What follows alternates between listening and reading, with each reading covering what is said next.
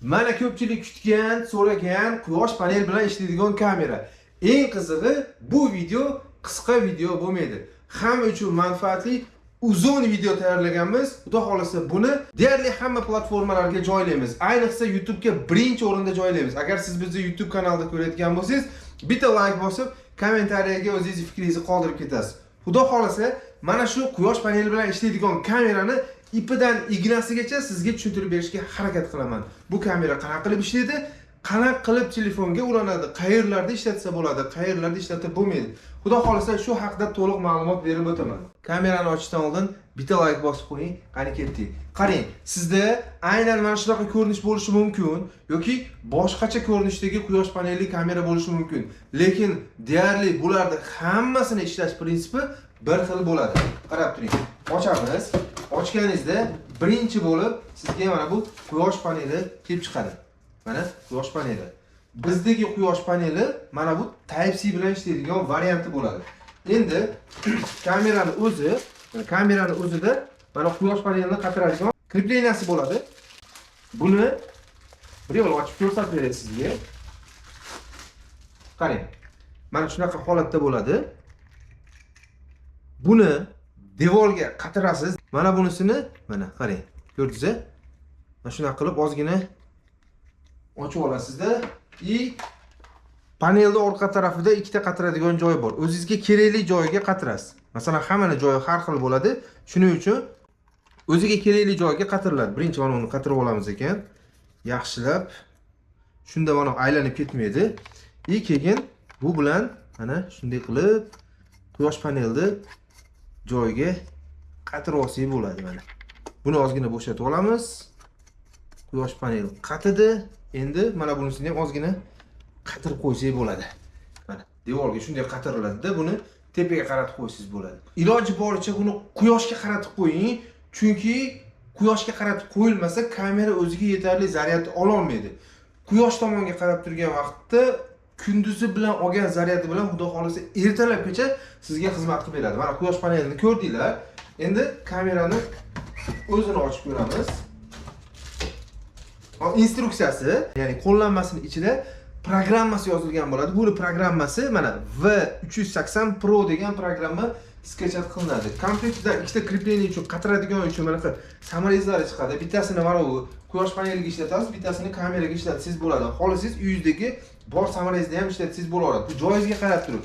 Agar sizni joyingizga uzunroq samarez qatirish kerak bo'lsa, uzunroq samarez bilan qatirganingiz bu kamerani ma'qulroq, chunki bu juda ham nozik. Agar sizni joyingiz qattiq bo'lsa, shu bilan qatirsangiz bo'ladi. Agar sal yumshoqroq bo'lsa, bu samarez, ya'ni o'zining komplektidan chiqqan samarez bunga javob bermaydi. Shuning uchun iloji boricha samarezni yaxshirog'idan qatirishga harakat qiling. O'zingiz uyingizda bor, mana shunaqa razmerda qatirsangiz ham bo'laveradi. Endi mana kamerani o'zi, qarang. Kamerani mana bu joyida akkumulyatori bo'ladi. Bu boshqa kameralardan farqi akkumulyatori bor. Ya'ni quyosh panelidan kelayotgan tokni mana shu joyga yig'ib oladi. Kunduzi bilan yig'ib oladi, kechasi bilan xudo xolasa ishlab berishga xizmat qiladi. Endi mana quyosh panelini yechib olamiz. Mana bunisini chiqarib qo'yib tura olamiz, chunki hozir bizga bu kerak emas. Hozir bizga xalaqit beradi. Mana chiqarib qo'ydik. Bizga bu hozir kerak emas, prosta quyosh panelida o'zi kerak mana. Quyosh panelini qo'ydik shu yerga. Bu kamerasi biz korobkasi bizga hozircha kerak emas. Korobkasini olib qo'yamiz. Quyosh panelini qo'ydik. Qarang. Bu yerda mana ochiladigan joyi bo'ladi. Shu ochiladigan joyini ochganingizda mana o'chirib yoqadigan klutchatiri bor. Keyin bu yerga Type-C mana bu. Quyosh panelidan kelgan kabel Type-C bilan ishlaydi. Buni xohlasangiz quyosh paneli bilan ishlating. Xohlang masalan aytaylik sizda tok muammo bo'lmasa, tok bilan ishlatsangiz ham bo'laveradi. Agar svet o'chgan vaqtda tok bilan ishlatsangiz, svet o'chgan vaqtda o'zidagi zaryadi bilan svet yongungacha xudo xolasa sizga xizmat qilib beradi. Endi qarang, ochganingizdan keyin o'chirib yoqadigan klutchatiri Type-C porti bor.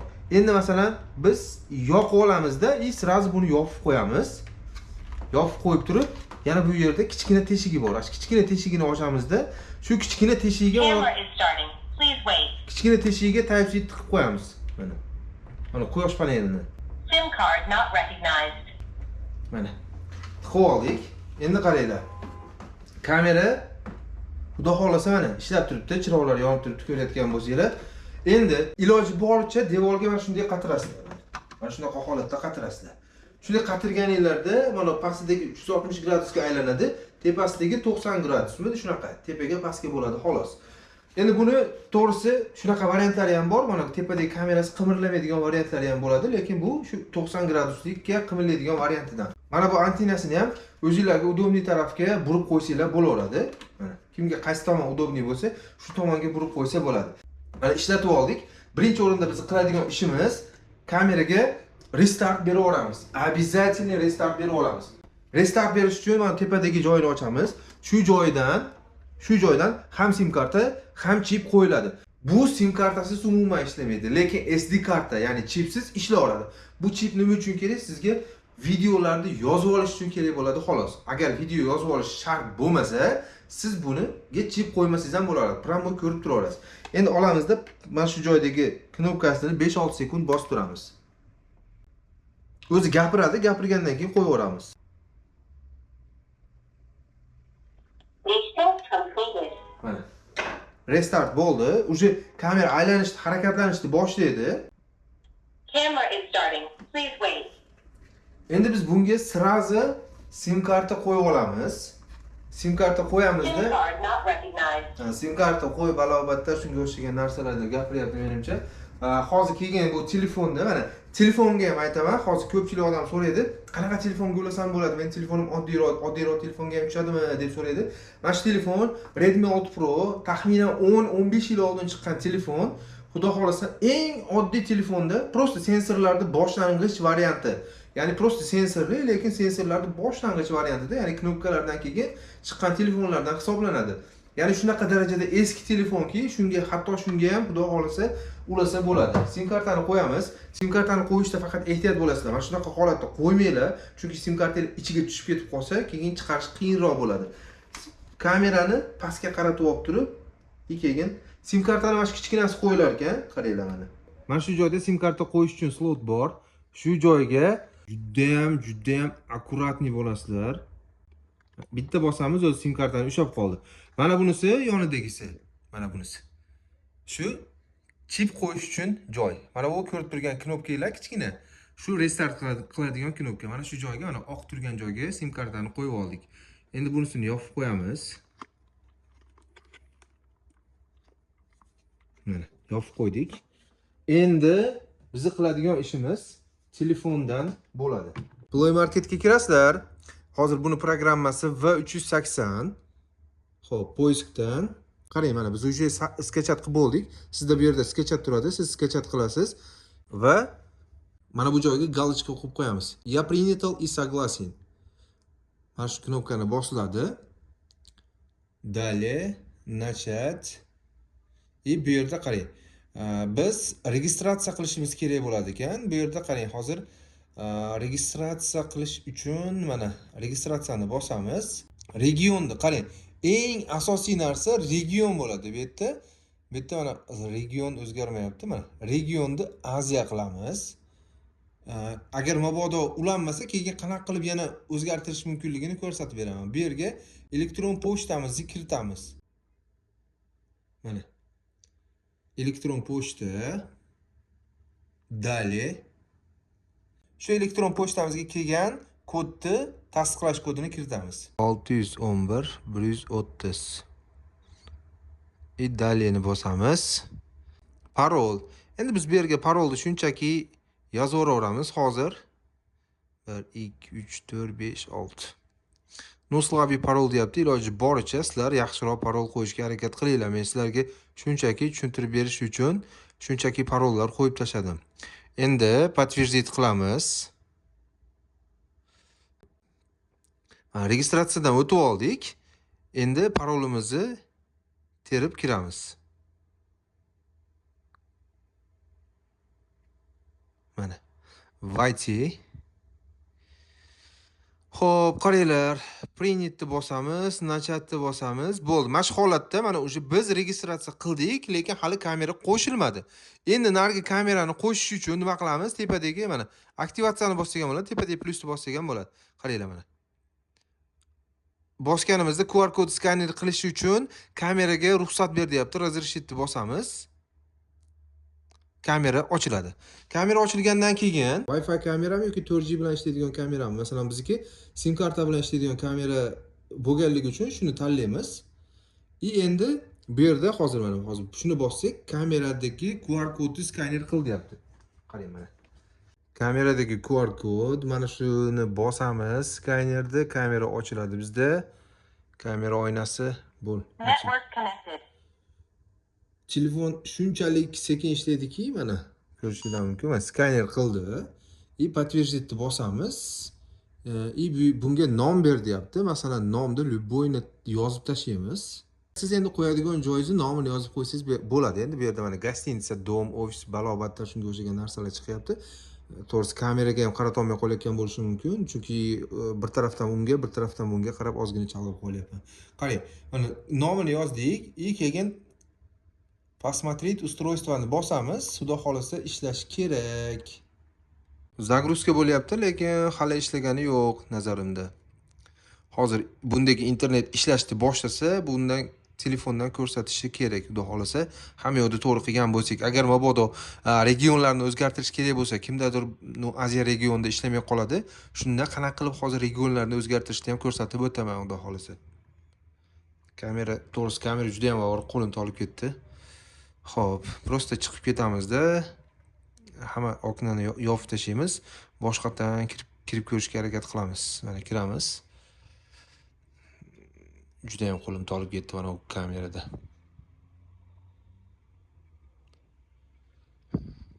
Ko'ryapsizlar, mana bitta programmaga kirish uchun qancha vaqt ketyapti bunda.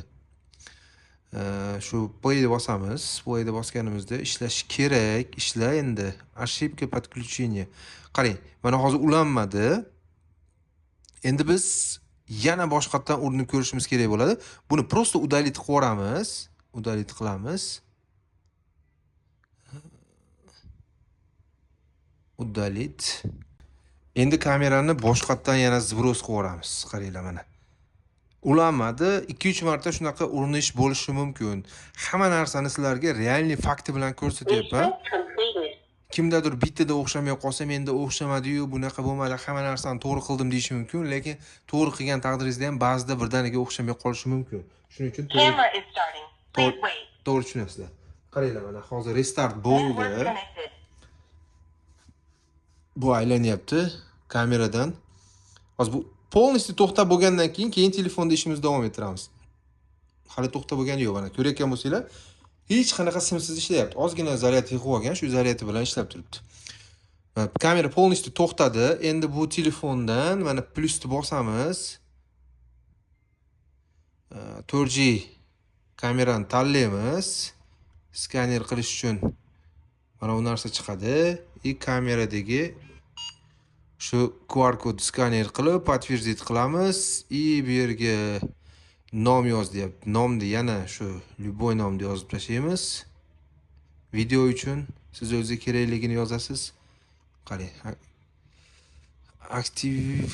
Aktivat устройство deb chiqyapti. Nimaga bunaqa chiqyapti bilmadim. Sizda ham agar shunaqa chiqsa, demak bosish kerak. Mana ko'rayotgan bo'lsanglar, uje kameramiz ulandi, ishlab turibdi. Faqat ozgina sal sekinroq ishlayapti mana. Ko'ryapsizlar-a? Xudo xolasa hammasi mana to'g'ri ulangan. Bu yerda mana SD turibdi. Shuni agar HD ga o'tkazib qo'ysanglar, sal sifati yana ham yaxshilanadi. Xudo xolasa kamerani bu yerda mana PTZ degan joyini bosamizda, bu PTZ degan joyda mana rolini, mana kamerani boshqarishimiz mumkin. Mana bu tarafga qaratib buramiz. Bizda internet yaxshi ishlamaganligini hisobiga hozir mana ko'rayotgan bo'lsanglar, hammasi joy-joyida bo'lmayapti. Agar sizda internet yaxshi ishlaydigan bo'lsa, xudo xolasa hammasi chotki bo'ladi. Mana ko'ryapsizlar, ko'chani tashqari tomonda ko'rsatib turibdi. To'g'risi, qo'llarim juda ham tolib ketdi. Shuning uchun kameraga ham to'g'ri qarata olmayotgan bo'lishi mumkin. Xo'p, yana qaytaramiz. Mana bizni syomka qilyapti mana. Xo'p, xullas shunaqa narsa. Endi agar mabodo sizda ulanmay qoladigan bo'lsa, nima qilinadi? Ulanmay qoladigan bo'lsa, mana profilga kiriladi. profilga kirilganidan keyin настройка bo'limidan mana qarang, regionda mana qarang, hozir menda avtomatik turibdi. Narigi registratsiya qilayotgan vaqtimda Aziyani tanlab qo'yganman. O'sha hozir настройкасini ichidan kirib ko'rsam avtomatik turibdi. Agar mabodo sizda shunaqa holatda ishlamasa, qarang, Aziya birga qo'yib ko'rasiz. Boshqatdan zibros qilasizda, boshqatdan ulaysiz. Kamerani zibros qilasiz xolos. Telefonda emas. Telefonda programmasi, ya'ni o'zingizni akkauntlaringizga bog'langan holatda turadi, uni o'zgartirmaysiz. Faqat kamerani zibros qilasiz, Aziya 1 ga qo'yasiz, ulab ko'rasiz. Unda ulanmadimi, Aziya 2 ga qo'yasiz. Agar unda ham ulanmasa, Aziya 3 ga, Aziya 4 ga. Xudo xolasa, mana shu 4 ta Aziyadan bittasida, xudo xolasa, sizda aniq ishlaydi. Faqat ungacha ozgina sabr qilish kerak bo'ladi. Kimdadir bittada o'xshaydi, kimdadir 2-3 marta uringanda o'xshashi mumkin. Xullas do'stlar, mana qo'limdan kelganicha sizlarga kamera haqida ma'lumot berishga harakat qildim. Bu kamerani bemalol aytganimdek, hattoki mashinalarga ham o'rnatsangiz bo'ladi. Ayrimlari masalan mashinalarda savdo qiladi, ko'chma do'konlar. Masalan, u yerga, bu yerga olib boradi. Shunaqalarga ham bemalol qo'ysangiz bo'ladi. Keyin ko'rinishini ham ko'ryapsiz, haybatli, juda ham katta, odamni cho'chitadi. Hozir sizga yana bir ko'rsatmagan narsam qolibdi. Kameramiz ishlab turgan vaqtida